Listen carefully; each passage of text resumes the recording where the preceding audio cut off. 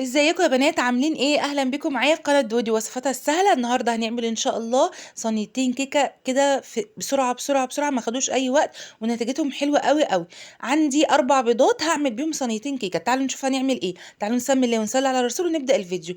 اول حاجه هنا انا خدت القشره الصفراء بس بتاعه البرتقال، قشرتها خفيفه قوي كده وطحنتها بالطريقه اللي انتوا شايفينها دي وهنستخدمه.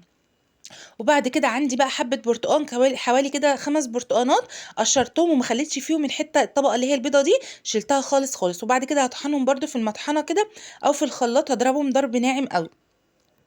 هيبقى فيها تكتلات شوية بس انا عايزاها كده، انا عايزة البرتقان بحاله كده زي ما هو يتضرب بيور كده.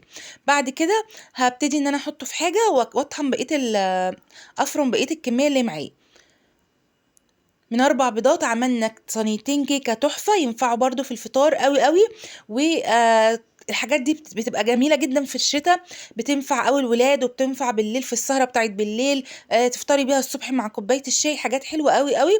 والفترة اللي جاية دي هنركز على الحاجات دي. انا هعمل مقدار صينية وبعد كده هعمل التانية. حطيت هنا بيضتين زي ما انتم شايفين بدرجة حرارة المطبخ، هنزل عليهم على طول بالفانيليا. طالما حطيت البيض يبقى انزل بالفانيليا. هكتب لكم المقادير بتاعت الصينيه الواحده في صندوق الوصف ان شاء الله. حطيت بيضتين وكوبايتين من السكر ورشه من الفانيليا، رشه فانيليا سايله او بودر على حسب المتوفر عندك. وهضربهم كويس جدا جدا بالمضرب لغايه ما السكر بتاعي يدوب وكمان يفتح معايا الخليط زي ما انتم شايفين كده. مضرب يدوي بقى، مضرب كهرباء، اللي متوفر عندك اشتغلي بيه. بعد كده جبت كوبايه من الزيت وهبتدي انزل عليه الخليط دون واحده واحده وانا بضرب. بس اهم حاجه تكون نوعيه الزيت بتاعك يكون نضيف، بلاش زيت التموين تستخدميه في الحاجات دي. تمام، خلصنا كده الزيت كمان. هشيل بقى خلاص المضرب وهبتدي اجيب بقيه السوائل اللي عندي. هنحط ايه تاني؟ هنحط كوبايتين من البرتقال اللي احنا عصرناه دلوقتي مع بعض. كوبايتين 2 من البرتقال. بصوا بقى البرتقال نزل باللحم بتاعه كله، انا عايزاه كده. احط كوبايتين وبعد كده اقلبهم ونشوف هنحط ايه تاني. لسه هنجهز المواد الجافه على بعضها. كمان هنا حطيت سنه من اللون الاصفر عشان تطلع لي كده لونها اصفر وجميل من جوه. هتشوفوا. طب ما عندكيش لون اصفر، لو عندك بودره الزعفران حطي شعره من بودره الزعفران، هتديكي نفس اللون برضو. بعد كده جبت 3 كوبايات من الدقيق، نخلتهم زي ما انتم شايفين كده. وبعد لسه هنحط بقيه المكونات. لو انت بقى وصلتي لغايه دلوقتي في الفيديو ما تنسيش تحطي اللايك والاشتراك في القناه لو انت جديده عندي في القناه، وتدوسي على كلمه الكل عشان يوصلك كل جديد ان شاء الله مني.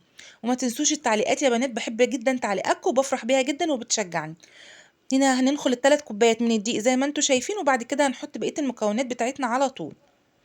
ايه بقى بقيه المكونات بتاعتنا؟ معلقه كبيره من البيكنج باودر برضو نخلتها كده على الدقيق، وكمان هنحط ذره من الملح صغيره. يبقى حطينا 3 كوبايات من الدقيق، ذره من الملح، معلقه من البيكنج باودر. خلاص كده قلبت كل المكونات الجافه. وعندي بقى الخليط السائل هنزل بيه كده وانا بضرب على طول بالمضرب يدوي كده عشان الم كل الدقيق مع الخليط اللي احنا عملناه. واحط كمان نص البشر اللي احنا عملناه عشان النص التاني هحطه على الصينيه التانيه ان شاء الله. يبقى انا عملت صينيتين كيكه ب4 بيضات تحفه. طبعا البيض غالي جدا جدا فبنحاول ان احنا نوفر فيه على قد ما نقدر. ال4 بيضات عملوا لي صينيتين حلوين وما شاء الله، يعني قعدوا معايا حوالي يومين.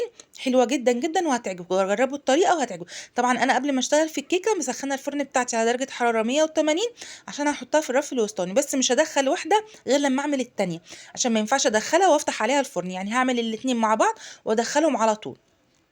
دهنت هنا الصينيه بتاعتي اللي انا هخبز فيها دهنه كده بسيطه من الزيت، وكمان يعني دهنتها كويس من الزيت. وبعد كده نزلت بالخليط زي ما انتم شايفين كده. همسك بقى الخليط ده كده واخبط الصينيه تخبطتين 3 كده عشان اي هوا يطلع منها. عملت كده الصينيه التانية كمان، ما شاء الله حلوين جدا جدا. ودخلتهم الفرن عند درجه حراره 180، قعدوا حوالي 35 دقيقه. ما بفتحش الفرن خالص قبل ما بشم ريحتها. عايزه اقول لكم ان هي هنا لسه سخنه وهتشوفوها هي بتطلع دخان، وشوفوها جميله ازاي وتحفه وعاليه وحلوه قوي. يعني بالتين 2 بس عملوا لي صينيه حلوه وصينيه علوها جميل، هتعجبكم ان شاء الله. بصوا ما شاء الله، شايفين علوها قد ايه وشايفين لسه بتطلع دخان اهي، يعني لسه سخنه. المفروض اصلا ما اقطعهاش وهي سخنه. بصوا ما شاء الله خبيزها حلو قوي قوي واسفنجيه كده وجميله. اتمنى ان الفيديو بتاعي يعجبكم النهارده وتقولي رايكم في الكومنتات. ولو انت اول مره تشوفي الفيديو وعجبك يا ريت تشتركي في القناه وتعملي لايك وتدوسي على كلمه اشتراك عشان يوصلك كل جديد. وما تنسوش يا بنات اللايكات وتعليقاتكم الجميله اللي دايما مفرحاني. يا رب الفيديو يعجبكم.